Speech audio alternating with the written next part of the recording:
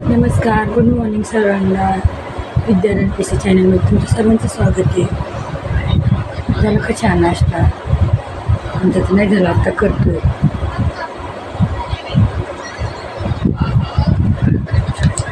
या नाश्ता करा. मी आज केस धुवून आंघोळ केली. आजारी पडले ना तेव्हा केली होती केस धुतली. 2-3 दिवस केसच नव्हती धुतली. पाऊस भरपूर सुकत नाही केस म्हणून डोकं दुखतं पाणी राहिलं म्हणून मग मी केसच नव्हती धुतली. आज धुतली, बांधूनच होते. आता दाजींचं टिफिन बांधून दिलं, मग आता सोडले. नाश्ता चाललाय आणि मला सुट्टी आज आणि घरीचे नाश्ता करते. बघा नाश्त्यात सफरचंद आणले दाजींनी.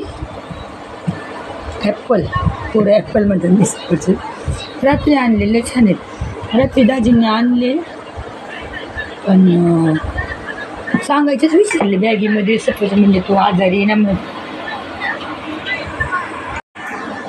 मी मधलं काढलंच नाही. दाजी म्हणले तो आजारी होती ना, तुला अशक्तपणा आला म्हणून ॲप्पल घेऊन आले दाजी रात्री, पण सांगायचे विसरले. मी आत्ता टिफिन भरायला बॅग काढली ना तर बॅगेत निघा पिशवी निघली. मग रात्री माहिती असतं तर पोरांना टिफिनला दिले असते ॲप्पल. पोरं सुबा आधी खातात आणि मला नाही आवडत.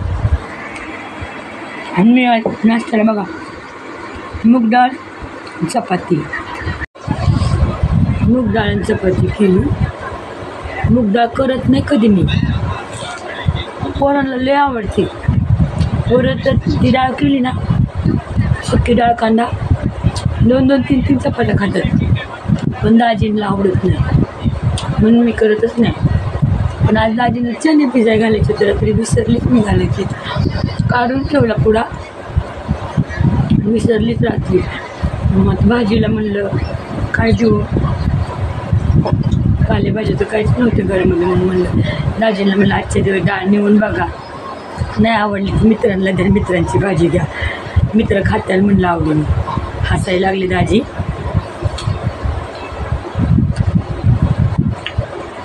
आम्ही केली म्हणलं पोरात पोट भरून जेवते त्यांच्या आवडीचे. दौंडला खातात ते अशी डाळ, दौंडला सगळेच लोक खातात तशा डाळी, सुक्या डाळ कांदा. गावाला इकडच्या लोकांना काय होतं काय माहिती. आम्ही काळात चहा प्यायला लागले. ॲसिडिटी होती मला दुधाची चहाने. दाजींना पण सकाळी नाही, दाजी संध्याकाळी दूध पितात, मग दुधाची चहा नको म्हणतात. मग मी तर चहा नव्हतीच पिणार, पण म्हणलं नाही का डोकं किंवा काळा चहा.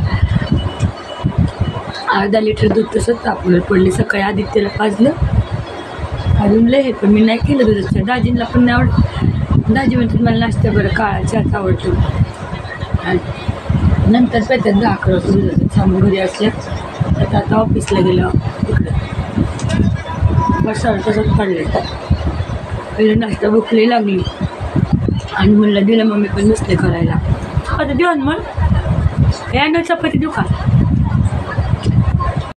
रात्रीचं सांबार भात उरलं होतं, रोजच फेकून द्यायचं इतकाला भात. म्हणलं त्याला गरम केलं ते सांबार भात मिक्स करून. म्हणलं काय एवढं 80 रुपये किलो तांदूळ आणायचे आणि एवढं महागात रोज फेकून द्यायचं. मी गरम केलं.